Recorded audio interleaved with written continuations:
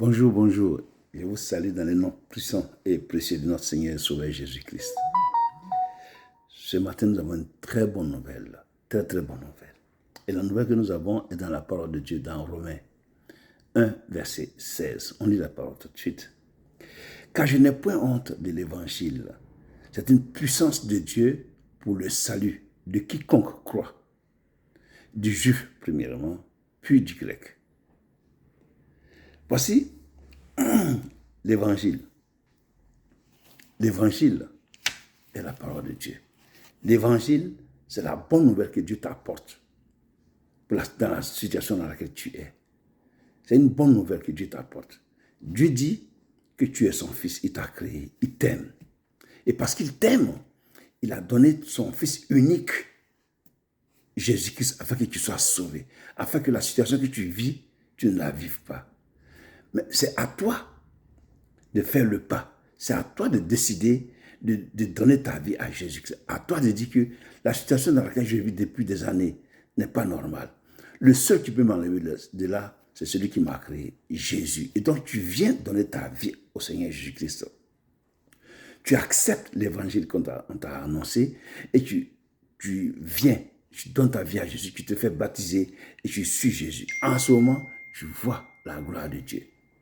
Oui, toi qui n'as pas encore donné ta vie à Jésus-Christ, tu peux demander aux anciens, c'est-à-dire que ceux qui ont déjà été baptisés, les chrétiens, quelle est votre relation avec Dieu? Qu'est-ce qui se passe entre Dieu et vous? Le Dieu Jésus-Christ et vous. Il va vous dire que c'est une merveille, c'est une aventure vraiment sans pareil sur cette terre des hommes. Il n'y a pas, parce que cette aventure avec Jésus-Christ, elle commence sur la terre et elle finit dans l'éternité. Elle n'a pas de frein. C'est jusque dans l'éternité. C'est pourquoi il est avantageux de comprendre que l'évangile est une puissance pour sauver des âmes. Ça sauve. Ça sauve. L'évangile sauve. Ça te sauve du feu éternel. Ça te sauve de l'ennemi qui est autour de toi. Dieu t'ouvre les yeux pour voir que, en effet, là où tu es, il y a des ennemis qui t'entourent, mais tu ne savais pas. Mais tant que tu n'as pas encore accepté l'évangile, comment tu vas le savoir? Tu vois? Parce que en acceptant l'évangile, tu décides de marcher avec le Seigneur Jésus-Christ. Lui, maintenant, te révèle les choses cachées. Il dit, je te montrerai des choses cachées que tu ne connaissais pas. Mais à quel moment il va te montrer ça? C'est parce que tu as donné ta vie à Jésus et que tu marches avec lui. C'est en ce moment que Dieu se révèle à toi et il te montre, il met la joie dans ton cœur et il te montre maintenant les merveilles cachées que tu ne connaissais pas. Tu comprends? Donc ce matin, je te dis que Jésus t'attend, les bras ouverts. Il t'attend ardemment. Donne ta vie à Jésus. Regarde le monde que nous vivons là. Il n'y a rien qui est sérieux. Il n'y a rien qui est sûr. Ceux qui s'élèvent, les politiques, tous les hommes influents sont des hommes passagers. Ils vont passer. Mais la parole de Dieu là ne passera jamais. Et c'est ce qui ne passera, ce qui Dieu éternel, c'est celle-là qu'il faut saisir.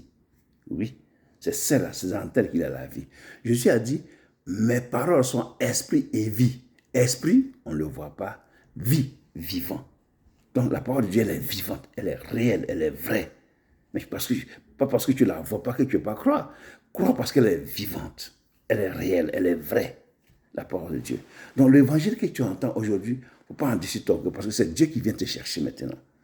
Quand tu entends quelqu'un en train de prêcher l'évangile, va et accepte Jésus-Christ. Il ne faut pas endurcir ton cœur parce que c'est le moment que Dieu a permis pour toi.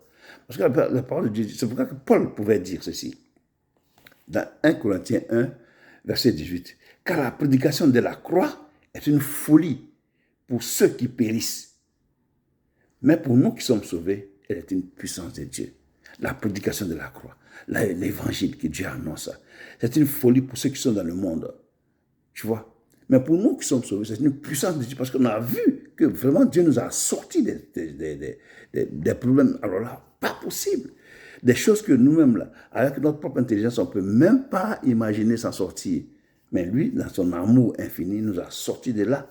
Donc il faut lui rendre gloire et il faut dire merci. Pour ceux qui vont venir en aussi grand nombre, oui, ceux qui vont venir pour être sauvés aussi. Nous vous attendons. Nous prions pour que Dieu vous ouvre des portes pour que vous soyez sauvés et que vous voyez la gloire de Dieu. Au nom de Jésus, j'ai prié. Amen. Que Dieu vous bénisse. Amen.